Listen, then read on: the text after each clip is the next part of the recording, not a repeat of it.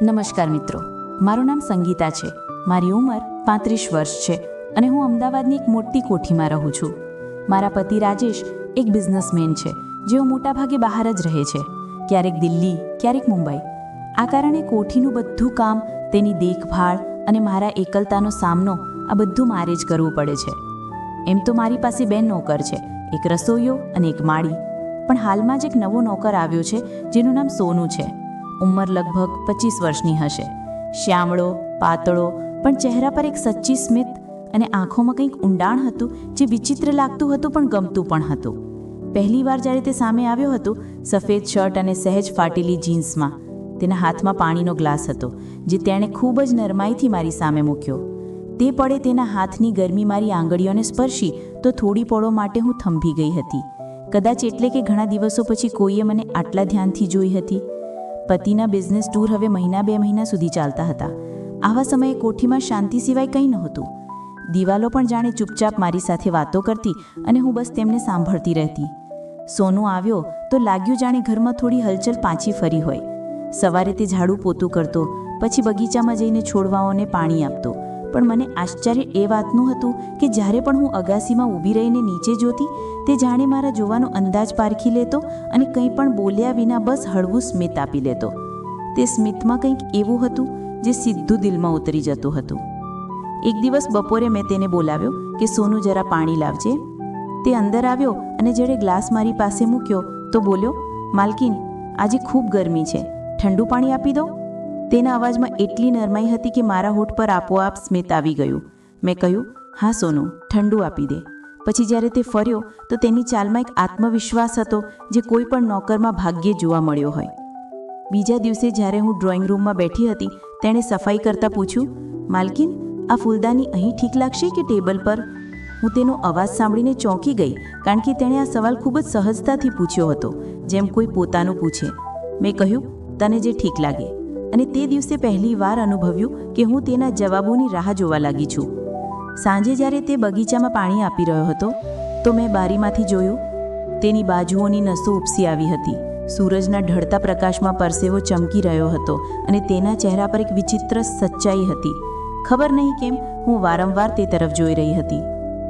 રાત્રે જ્યારે પતિનો ફોન આવ્યો, તેણે હંમેશની જેમ બસ કામની વાતો કરી, પછી કહ્યું કે આવતા અઠવાડિયા સુધી નહીં આવી શકે. ફોન મૂકતા જ મનમાં એક ખાલીપણો ઉતરી આવ્યો. તે જ રાત્રે અગાસીમાં બેઠી હતી કે સોનુ ચા લઈને આવ્યો.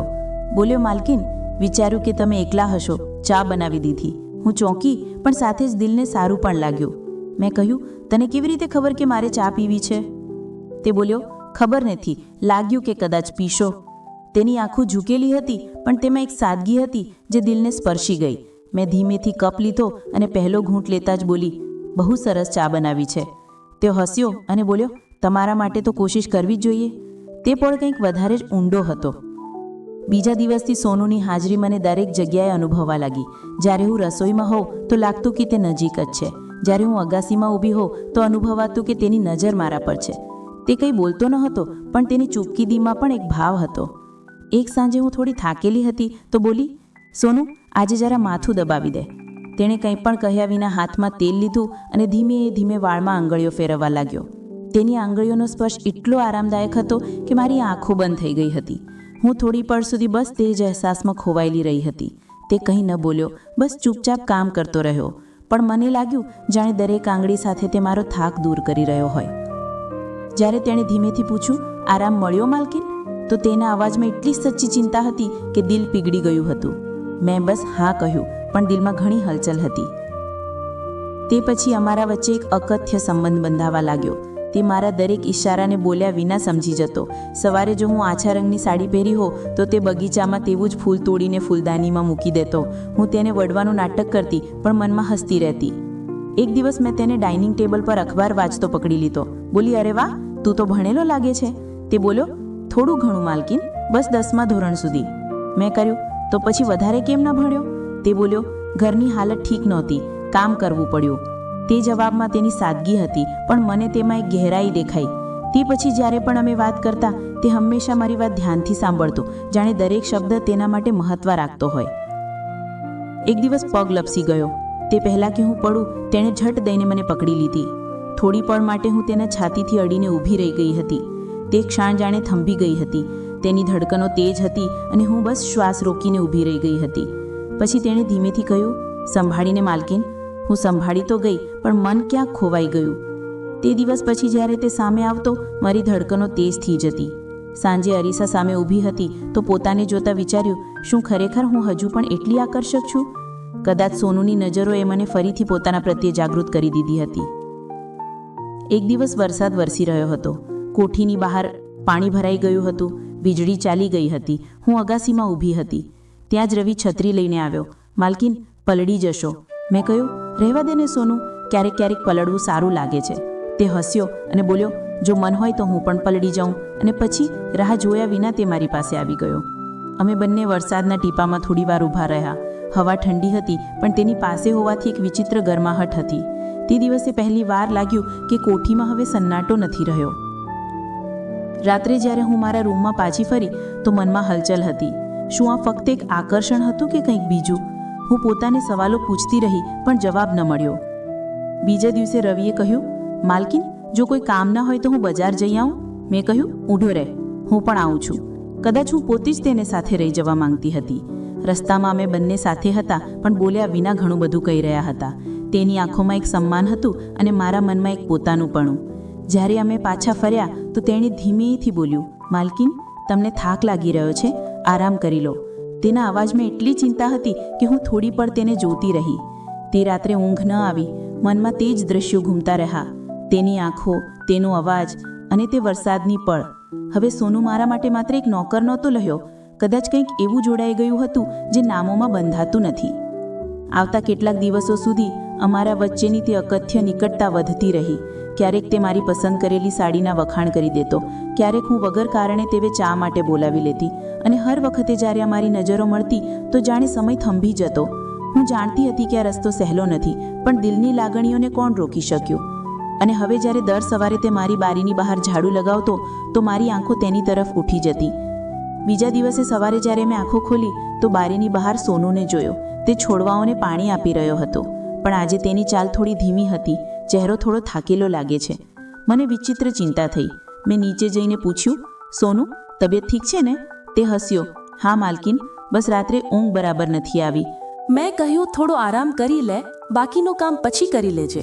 તે બોલ્યો, ના માલકીન, તમારા માટે કામ કરવું ખરાબ નથી લાગતું.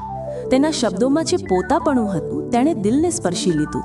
હું ત્યાં જ થોડી વાર ઊભી રહી અને પહેલીવાર ઈચ્છા થઈ કે કાશ તે માત્ર નોકર ના હોત.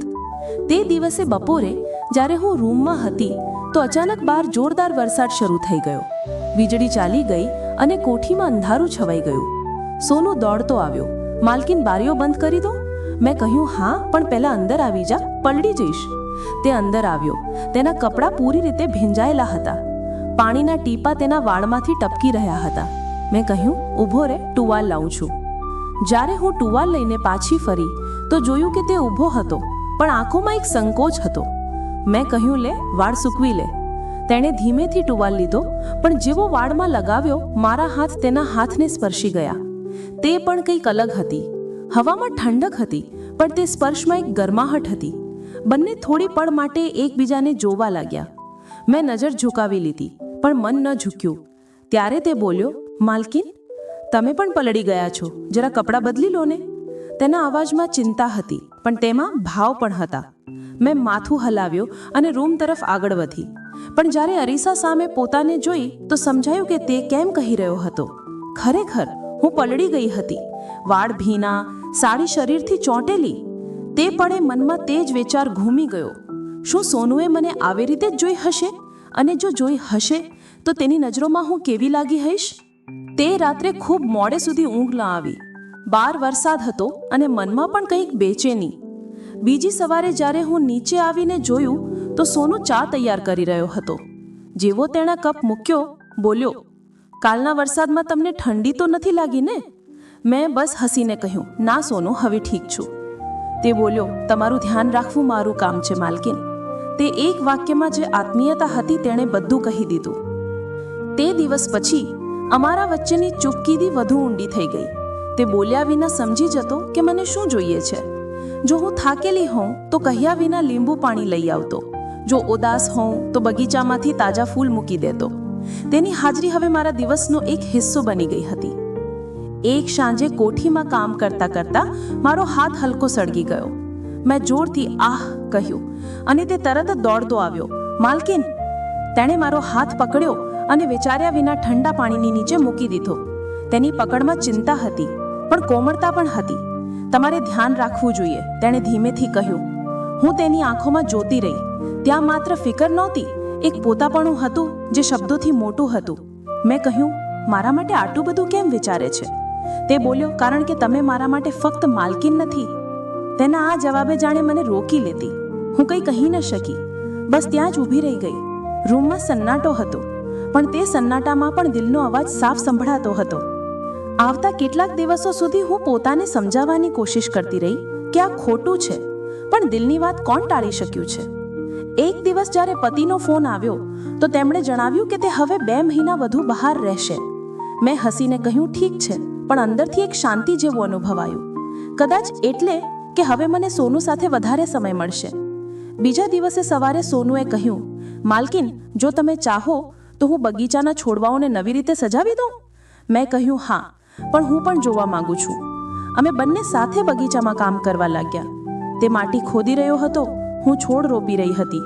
તડકો આછો હતો, હવામાં માટીની સુગંધ અને અમારા વચ્ચે અકથિત લાગણીઓનું સ્તર. તેણે કહ્યું, તમારી સાથે કામ કરવામાં સારું લાગે છે. મેં હસીને પૂછ્યું, કેમ? તે બોલ્યો, કારણ કે તમારી આંખોમાં શાંતિ છે. આ સાંભળીને દિલ જાણે થાંભી ગયું.